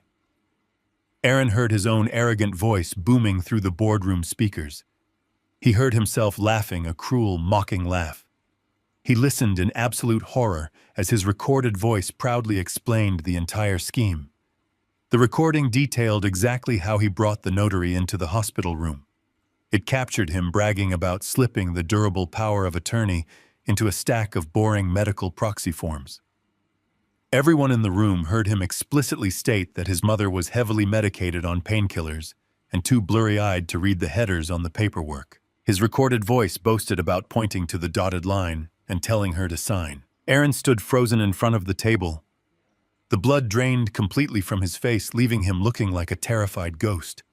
He realized he was listening to his own voluntary criminal confession. Brittany covered her mouth with her hands, taking another step away from him, as if he were carrying a deadly disease. Even Vincent stopped his pathetic weeping and looked up from the carpet, his eyes wide with a new profound level of terror. They all knew exactly what that recording meant. I reached out and pressed the pause button. The sudden silence in the room felt heavier than the audio. I looked directly into my son's terrified eyes. I kept my voice perfectly level, stripping away any lingering trace of parental affection. I told him that he thought he was executing a clever corporate loophole. I explained that what he actually did was commit severe elder financial abuse against a vulnerable patient recovering from surgery. I watched his chest heave as he struggled to pull air into his lungs. I continued my clinical deconstruction of his actions. I told him that when he took that forged document and presented it to a commercial bank to secure a $500,000 loan for Vincent, he committed grand larceny. I explained that because the bank he defrauded was headquartered in another state, and he authorized the electronic transfer of those funds while sitting on a tropical island, he committed federal wire fraud. I saw his knees begin to physically shake. I educated him on the brutal reality of the federal justice system. I told him these were not simple civil disputes that could be settled with a slap on the wrist or a corporate bankruptcy filing. These specific felonies carry mandatory minimum sentencing guidelines. There is no parole in the federal system. I told him he was not looking at a financial penalty. He was looking at spending the best years of his life locked inside a concrete cell. Aaron began to shake his head back and forth in slow, desperate denial. He opened his mouth to speak, but no words came out. He looked at the audio player on the table as if it were a loaded weapon pointed directly at his chest. He finally realized the flawless nature of the trap I had set. I had not just let him steal a house. I had given him the rope he needed to hang himself, and then I quietly recorded him kicking away the chair. He fell back into one of the heavy leather boardroom chairs, gripping the armrests with white knuckles. He asked me in a voice that was barely a whisper if I was really going to use that recording to destroy him. I told him he destroyed himself the moment he decided his mother's safety was worth less than a fake corporate title. I told him I was simply the man delivering the receipt for his purchases. Vincent slowly pulled himself up from the floor, leaning heavily against the table. He tried to distance himself from Aaron immediately. Vincent stammered that he had absolutely no idea the power of attorney was forged. He claimed he was an innocent victim of Aaron's deception. I looked at Vincent and told him ignorance of a crime does not excuse the possession of stolen assets. I reminded him that he eagerly accepted a multi-million-dollar property without a single question because his greed completely blinded his judgment. He was just as guilty of receiving the fraudulent funds and using them across state lines. The tension in the room reached an absolute breaking point. Aaron was weeping silently, his face buried in his hands, completely broken by the weight of his impending doom. Brittany was completely numb, staring blankly at the polished wood table, realizing her entire future was erased. I sat back in my chair and buttoned my suit jacket. I told them that our meeting was officially concluded. Aaron looked up, his eyes red and swollen. He asked if I was going to call the police. I offered him a very cold, very polite smile. I told him he fundamentally misunderstood how corporate executives handle massive fraud. I do not call the local police. I prefer to utilize specialized professionals. At that exact moment, the heavy mahogany doors of the boardroom swung open. Pierce, my lead attorney, walked into the room.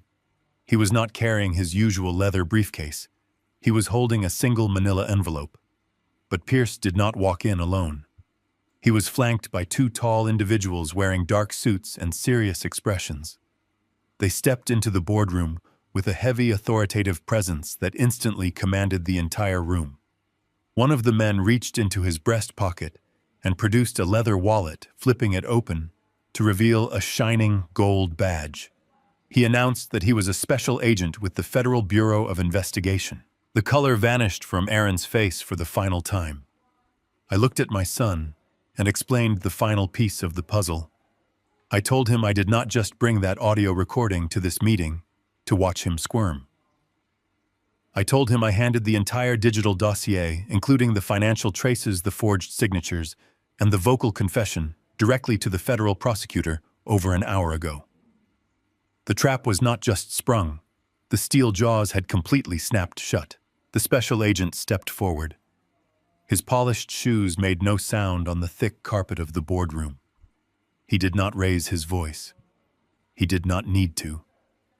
The badge in his hand held all the authority in the world. He looked directly at Aaron and stated his full name. He recited the federal charges with a practiced robotic efficiency. Wire fraud, grand larceny, elder financial abuse. Every single word hung in the cold air of the glass room like a heavy stone. The second agent walked around the massive mahogany table. He reached into his suit jacket and pulled out a pair of heavy steel handcuffs. Aaron took a stumbling step backward. He bumped into the floor-to-ceiling window. He looked like a trapped animal. He raised his hands in front of his chest as if he could physically push the federal charges away. He shook his head frantically.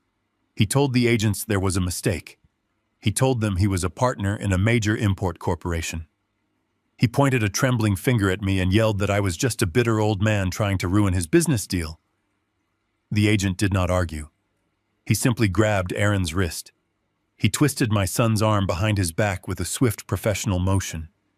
The sharp metallic click of the handcuffs echoing in the silent boardroom was the most definitive sound I had ever heard.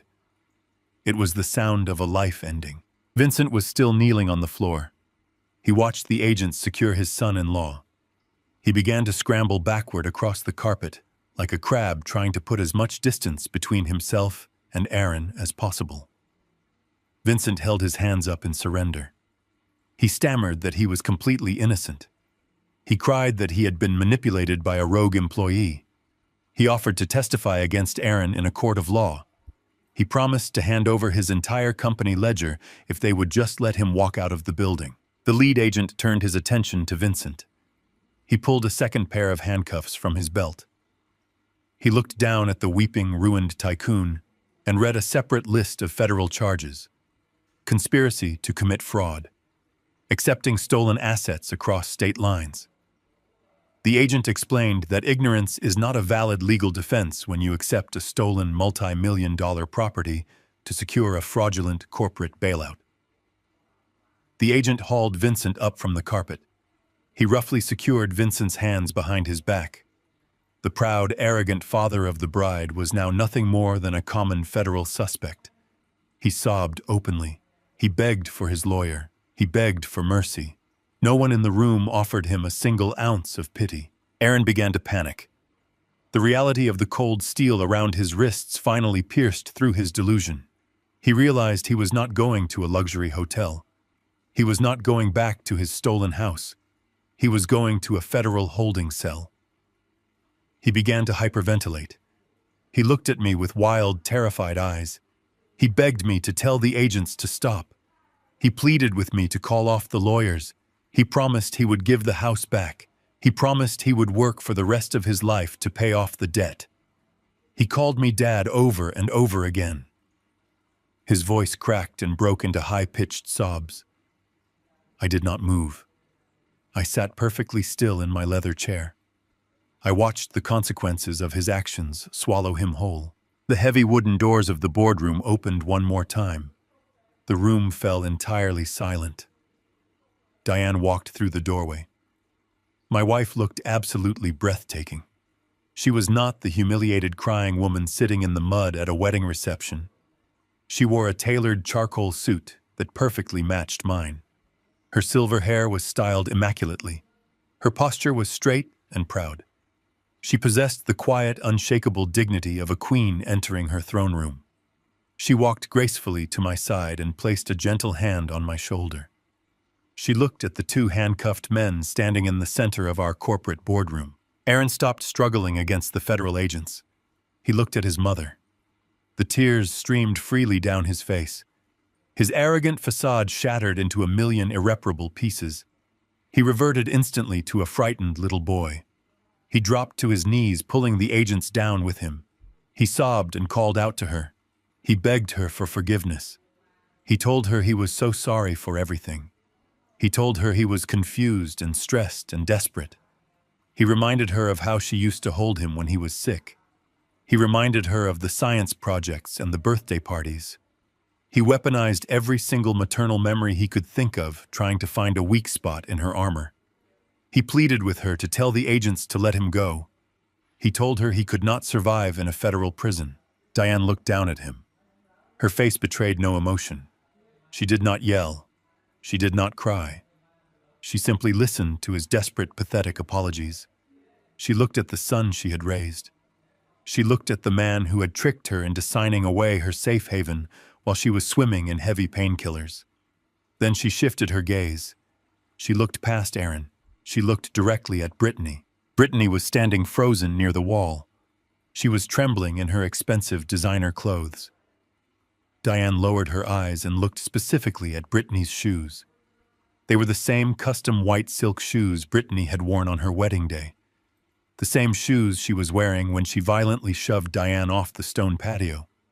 Because Aaron and Brittany were entirely bankrupt, because all their credit cards were frozen and their accounts were seized, Brittany had not been able to afford a trip to the dry cleaners.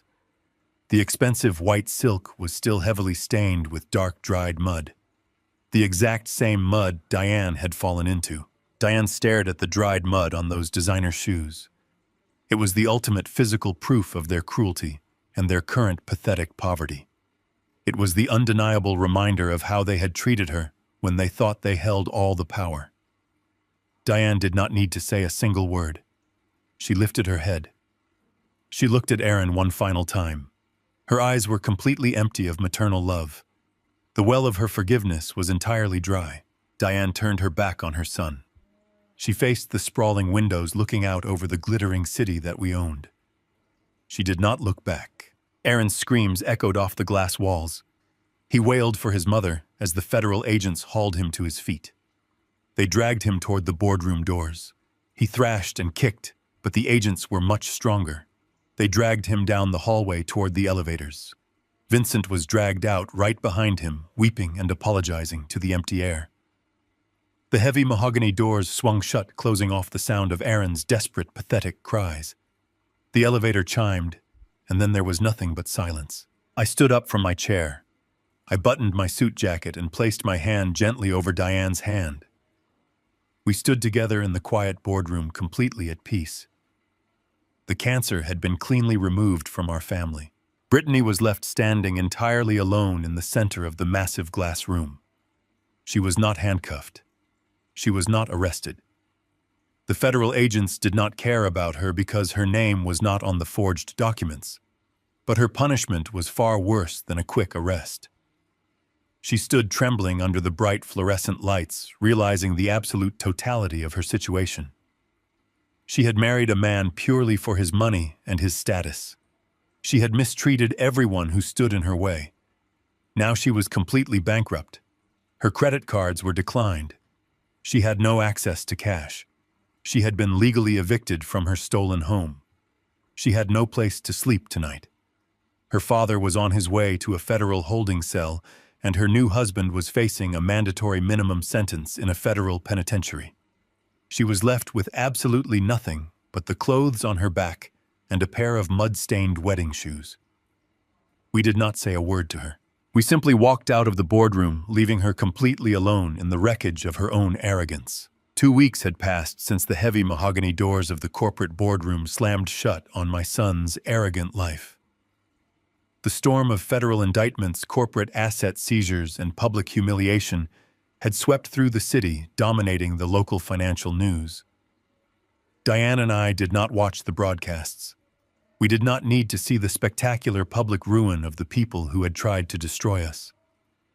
We spent our days in the quiet sanctuary of our penthouse, reclaiming the peace that had been stolen from us over the past few months. The toxic stress that had weighed on my wife was completely gone. Her smiles were genuine again.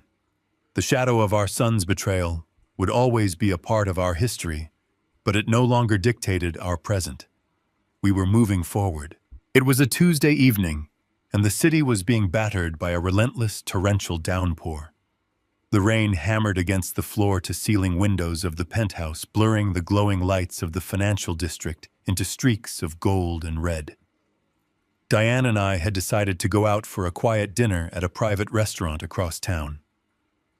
We took the biometric elevator down to the secured underground parking garage. The subterranean concrete cavern was perfectly silent and brightly lit by rows of sterile fluorescent tubes. The air smelled faintly of damp pavement and expensive motor oil. I pressed the button on my key fob, and the lights of my luxury sedan flashed in the distance. As we walked toward the vehicle, a small shivering shadow detached itself from the concrete pillar situated right beside my parking space. Diane stopped walking and grabbed my arm. I stepped slightly in front of her, keeping my expression completely neutral, as the figure stepped out into the harsh overhead lighting. It was Brittany. She had somehow managed to bypass the strict security protocols of the building, perhaps by tailgating a delivery truck through the service entrance or slipping through a closing gate. The woman standing before me looked absolutely nothing like the arrogant bride who had worn a custom silk gown and demanded the world bow at her feet. She was entirely unrecognizable. Her clothes were cheap and poorly fitted. She wore a thin, oversized raincoat that was soaked completely through, clinging to her trembling frame. Her hair was matted to her skull by the freezing rain. Her face was pale, gaunt, and entirely devoid of the expensive makeup she used to wear like armor. She stood there, hugging herself to conserve body heat. She looked like a stray dog, completely broken and desperate. The high society friends she used to boast about had clearly abandoned her the exact second her father's bank accounts were frozen by federal marshals. The luxury boutiques and exclusive country clubs had closed their doors to her. She was a woman who had built her entire identity on the illusion of wealth, and without that money, she had simply ceased to exist in the world she once ruled. "Warren, please?" she whispered, her voice cracking and echoing weakly against the concrete walls. She did not use her usual demanding tone. She sounded small and pathetic. She took a hesitant step forward, keeping her eyes fixed on the wet pavement. "I have nowhere else to go." I did not offer her a towel. I did not ask her how she got past the security desk. I simply stood there holding my car keys, waiting for her to explain exactly why she thought she had the right to ambush my wife and me in our private residence. She looked up at Diane with wide, pleading eyes, desperately trying to summon some kind of maternal pity. Diane simply stared back at her with a cold, impenetrable gaze. There was no sympathy left in my wife's heart for the woman who had violently shoved her into the mud. "I did not know," Brittany stammered, pulling her soaked coat tighter around her shoulders. She began to cry, but the tears felt calculated and entirely self-serving. "I did not know what Aaron and my father were planning. They lied to me from the very beginning. They told me Aaron was a wealthy heir. My father forced me into the marriage to secure his business deals. I was just a pawn in their corporate games. They used me, Warren. I am a victim of their manipulation, just like you and Diane." The sheer audacity of her narrative was almost impressive. She was standing in my parking garage, attempting to rewrite the entire history of her own cruelty. She wanted me to believe that she was an innocent bystander who had been swept up in a storm created by greedy men. She was asking me to entirely forget the arrogant smirk she wore when she handed me the legal eviction notice on my own front porch. She wanted me to ignore the fact that she had actively participated in the emotional abuse of my wife. "I need a loan," she blurted out, her voice rising in a frantic rush. "I need to hire a divorce attorney to officially separate myself from your son before his federal trial begins. I need money for a security deposit on a small apartment. Just $10,000, Warren. That is nothing to you. It is pocket change. I will sign whatever contract you want. I will pay you back every single penny with interest once I get back on my feet. Please, I am sleeping in a cheap motel and my money runs out tomorrow." I let her desperate plea hang in the cold, damp air of the garage. I did not raise my voice. I spoke with a quiet, methodical rhythm, making sure she heard every single syllable clearly over the sound of the rain pouring into the exhaust vents outside. I told her she was a very poor liar. I explained that she was never a victim of manipulation. I reminded her that she eagerly embraced the cruelty because she believed it would finance her luxury lifestyle. I painted a very clear picture of her true character. I told her she shoved my wife into the dirt because she felt untouchable. She handed me an eviction notice because she enjoyed the feeling of crushing someone she believed was weak. She did not care where the money came from, as long as she could charter luxury yachts and drink imported champagne. Her only regret was that she attached herself to a sinking ship. She was not crying because she felt remorse. She was crying because she was finally facing the consequences of her own terrible decisions. Brittany stared at me, her jaw trembling. The victim facade melted away, leaving only pure desperation. "You have millions," she whispered, her voice laced with bitter resentment. "You can ruin my father and send your own son to prison, but you cannot spare a few $1,000s to help a woman you destroyed." "I did not destroy you," I replied calmly. "You destroyed yourself the moment you decided human dignity was less important than a designer label." I reached into the inner pocket of my tailored suit jacket. Brittany's eyes immediately lit up with a pathetic glimmer of hope. She thought my lecture was simply the price she had to pay before I pulled out my checkbook to make her go away. She thought her begging had finally worked. I pulled my hand out of my pocket. I was not holding a checkbook. I was holding a crisp, white, rectangular piece of cardstock. I extended my arm and offered it to her. She took it with shaking fingers, holding it up to the harsh fluorescent light to read the printed text. It was a business card. The bold black letters read Apex Commercial Sanitation Services. That is one of the many subsidiary companies operating under my holding umbrella, I explained, my voice completely devoid of any emotion. They handle the overnight deep cleaning for industrial slaughterhouses and public transit stations. The work is physically agonizing. The shifts begin at midnight and end at dawn. The pay is the absolute legal minimum wage permitted by state law. Brittany looked up from the business card, her eyes wide with profound horror and deeply insulted pride. She opened her mouth to protest, to scream that she was above scrubbing concrete floors in the middle of the night. I cut her off before she could speak a single word. I will not give you a loan, I stated firmly. I will not hand you a single dime of my money to finance a divorce lawyer. But if you call the number on that card tomorrow morning and tell the dispatch manager you are ready to work, they will hand you a mop and a bucket. If you want a roof over your head, you are going to have to earn it with blisters on your hands, just like the rest of the world. I turned my back on her and opened the passenger door of the sedan for my wife. Diane slid into the leather seat without sparing Brittany a second glance. I walked around the vehicle, got into the driver's seat, and started the engine. The powerful motor hummed to life, echoing through the concrete garage. I put the car into gear and slowly pulled out of the parking space.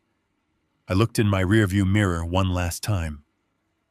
Brittany was standing completely alone under the sterile lights, shivering in her soaked coat. She was staring blankly at the small white business card in her hand.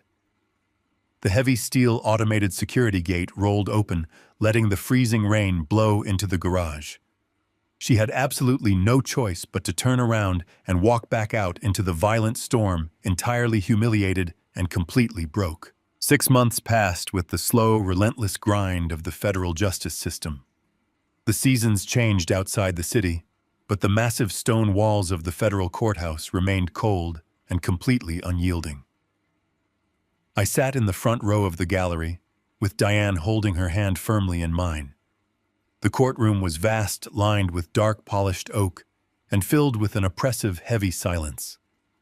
The gallery behind us was packed with local journalists, financial reporters, and curious onlookers who had eagerly followed the spectacular public collapse of the Gallagher import business. But I was not looking at the crowd. I kept my eyes fixed firmly on the two men sitting at the defense tables. Vincent Gallagher and my son Aaron were wearing identical, loose-fitting orange prison jumpsuits. Their hands and ankles were bound by heavy metal chains that clinked loudly against the wooden chairs whenever they shifted their weight. The physical transformation was absolute and devastating. The custom-tailored suits, the expensive imported watches, and the arrogant smirks they wore at the wedding were completely gone. Vincent looked 20 years older than the last time I saw him in my boardroom. His hair had thinned and turned entirely white, and his shoulders slumped forward as if the gravity of the room was physically crushing him. Aaron looked incredibly pale and hollow. He stared blankly at the scarred wooden table in front of him, his jaw trembling slightly under the harsh fluorescent lights. They were no longer titans of industry or confident corporate raiders. They were just two federal inmates waiting to find out exactly how much of their lives they were about to lose. The heavy wooden door behind the bench opened, and the judge entered the room. Everyone stood in perfect silence. The judge was a stern, meticulous woman with decades of experience handling corporate fraud and elder abuse cases. She did not waste a single second with pleasantries. She opened the thick legal dossier in front of her and looked down at the defendants with absolute open disgust. She spoke with a sharp, clear voice that echoed off the high ceiling. She addressed Vincent first. She dismantled his entire career in a matter of minutes, calling him a desperate predator who built a house of cards and used stolen family assets to keep it from collapsing. She told him his greed had ruined his own daughter and destroyed his legacy.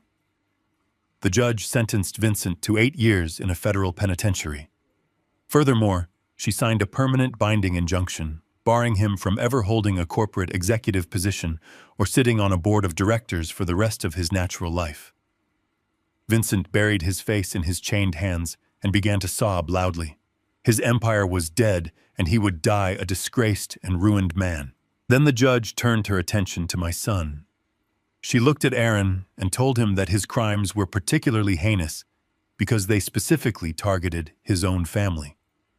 She detailed how he preyed upon a vulnerable woman recovering from surgery in a hospital bed. She explicitly stated that elder financial abuse and wire fraud are acts of profound cowardice and moral bankruptcy. Aaron stood up, his chains rattling loudly in the quiet room. He could barely keep his legs from giving out beneath him. The judge did not show him a single ounce of mercy. She sentenced Aaron to 12 years in a federal penitentiary with no possibility of early parole. 12 years locked inside a concrete box. Aaron let out a small, choked gasp. He swayed on his feet, and his defense attorney had to grab his arm to keep him from collapsing to the floor. The prosecutor stood up and announced that the court would now hear the victim impact statement. I squeezed Diane's hand one last time and stood up from the wooden bench. I walked down the center aisle and took my place at the wooden podium facing the judge. I adjusted the microphone. The entire courtroom leaned in, waiting for a display of screaming anger or a tearful, emotional breakdown. But I did not give them a show. I did not raise my voice or pound my fists on the podium. I spoke with a quiet, clinical precision that carried the heavy weight of absolute finality. I told the court that I was not there to ask for vengeance because vengeance is driven by emotion, and I had no emotion left for the man sitting at the defense table. I told the judge about the young boy I had raised. I described the child who used to help me wash the car on Sunday mornings and the teenager who promised to work hard and build an honest life. Then I described exactly how a slow, insidious greed had infected that boy. I explained how the desperate need to appear wealthy and the toxic desire for unearned status had completely rotted him from the inside out. I told the court that Aaron did not commit this crime out of necessity or survival. He committed it out of pure, unchecked arrogance. He wanted to buy the approval of a fake tycoon and a shallow bride, and he decided his mother's safety was the acceptable price of admission. I turned away from the judge and looked directly at Aaron. He slowly lifted his heavy head and met my gaze. His eyes were swimming with tears of profound regret. I spoke directly to him, letting my voice project clearly through the courtroom speakers. I told him he spent his entire life looking down on his parents. He thought we were small and pathetic because we lived in a modest suburban house and drove old, reliable cars. He was so desperate to sit at the big table that he forged medical documents to steal a piece of real estate just to impress a family of frauds. I paused and let the silence stretch out for a long, agonizing moment, allowing the tension to fill every corner of the room. Then I delivered the final, crushing truth. I told Aaron that the holding company he tried to defraud, the massive corporate entity that owned the high-rise office buildings, the luxury shopping centers, and the sprawling industrial logistics parks, was entirely mine. I told him that I built that silent, invisible empire over 40 years, using discipline and discretion just to secure his future. I explained the ultimate devastating irony of his crime. I told him that every single asset, every commercial building, every massive bank account, and every piece of land was already placed in a trust with his name on it. Aaron stopped breathing. His eyes widened to an impossible degree.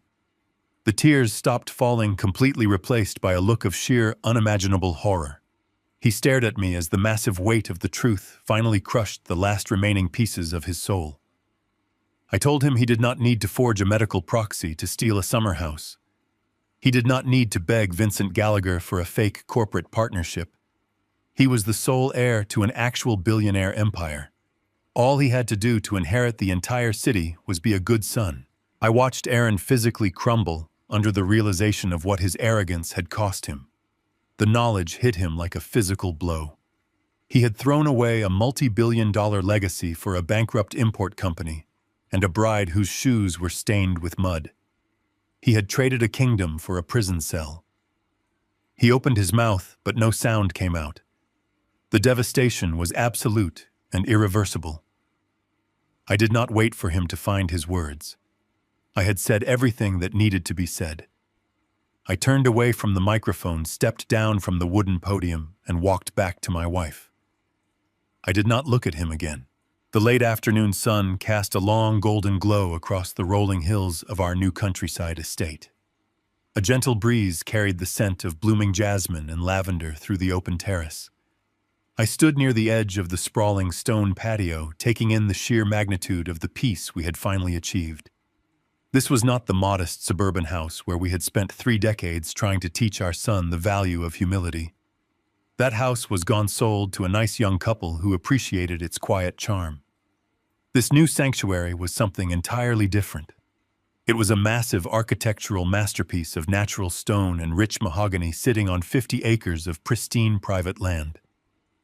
We built this fortress of solitude using the exact cash we liquidated from the complete seizure of Vincent Gallagher's commercial warehouses. Every single brick, every pane of glass, and every blade of grass was paid for by the dismantling of the arrogant empire that tried to destroy my wife. There was a profound, deeply satisfying irony in knowing that the greed which sought to ruin us actually financed our ultimate paradise. The estate was alive today, not with the tense, hushed whispers of corporate conspiracies or the sharp, arrogant demands of toxic relatives, but with genuine human warmth. We were hosting a small, intimate garden party to celebrate the turning of the season. There were no caterers trying to impress high society snobs. There were no flashy imported sports cars parked in the circular driveway. The people gathered on the manicured lawn were the few true friends we had cultivated over a lifetime of quiet loyalty. These were the people who never cared about what title I held or what kind of car I drove. They were the people who called us just to ask how we were doing when the news of the trial broke. I watched my attorney Pierce standing near the outdoor kitchen holding a plate of grilled vegetables and laughing deeply at a joke someone had just told. It was strange and wonderful to see him out of his severe tailored courtroom suits. Today he wore a simple linen shirt and comfortable trousers. He was no longer the sharp legal weapon I wielded to sever my son from my empire. Today he was just a trusted friend enjoying a warm summer evening. He caught my eye across the patio and raised his glass in a silent toast. He knew exactly what this gathering represented. He knew the immense emotional cost of the victory we had secured. I raised my own glass in return, silently thanking him for standing by my side when the entire foundation of my family was cracking beneath my feet. My gaze drifted slowly across the lawn until it found the true center of my universe. Diane was standing under the shade of a large oak tree surrounded by a small group of friends. She was absolutely radiant. She wore a flowing, elegant dress the color of soft ivory that caught the golden light of the setting sun. Her silver hair fell gracefully around her shoulders, and her eyes sparkled with a profound, unshakable joy. It had been nearly a year since the dark, rainy afternoon when she was violently pushed into the mud by a woman who thought wealth gave her the right to be cruel. It had been a year since our own flesh and blood laughed at her humiliation. The healing process had not been easy. There were long, quiet nights filled with grief for the son we had lost. But looking at her now, I knew she was completely healed. The heavy, suffocating shadow of our treacherous son and his abusive bride was entirely gone from her life. She was free. I listened to the sound of her laughter floating across the garden. It was a pure melodic sound that I had missed for a very long time. For years, we had walked on eggshells trying to accommodate the escalating demands and the silent judgments of a son who was poisoned by ambition. We had shrunk ourselves down to fit into the background of his arrogant narrative. We had tolerated the subtle disrespect and the blatant manipulations because we believed that unconditional parental love required infinite patience. We were wrong. Unconditional love does not mean offering yourself up as a sacrifice to a predator, even if that predator is your own child. Diane finally understood that. We both did. She no longer carried the guilt of a mother who felt she had somehow failed. She recognized that we gave our boy every tool he needed to build a beautiful life, and he chose to use those tools to forge his own chains. I stepped slightly away from the main gathering, moving toward the far edge of the stone terrace, where the property dropped off into a gentle slope overlooking the valley. The sky was beginning to turn deep shades of purple and brilliant orange. I swirled the dark red wine in my crystal glass, watching the liquid catch the fading light. The air was perfectly still. The frantic, chaotic noise of federal investigations, bankruptcy hearings, and dramatic boardroom confrontations felt like a distant, fading nightmare. My invisible empire was completely secure. The holding company was thriving, and the wealth I had spent a lifetime accumulating was safely protected in ironclad blind trusts destined for charities that actually deserved the support. I took a slow, deep breath of the clean country air. The adjustment I had put into motion all those months ago was finally complete. I thought about the nature of a family tree. When we plant the seeds of our lineage, we pour all our hope and our resources into the soil. We water the roots with our time, our sweat, and our endless devotion. We expect the branches to grow strong and reach toward the sun. But sometimes a sickness takes hold deep within the soil. Sometimes a rot begins to spread, corrupting the trunk and poisoning the leaves. If you leave the infected branches attached out of a misguided sense of loyalty, the sickness will eventually pull the entire tree down into the dirt. The rot will consume everything you worked so hard to build. I had to make the most agonizing choice a man can ever make. I had to take a sharp, heavy axe to my own family tree. I had to cut away the infected branch that was my son. I had to sever his toxic roots from my life before his greed and his arrogance could drag my wife and my legacy down into total ruin. It was a brutal amputation that left a deep scar on my heart. But standing here on this quiet patio, watching the sun sink below the horizon, I knew with absolute certainty that it was the only correct choice. The rot was gone. The infection had been completely removed.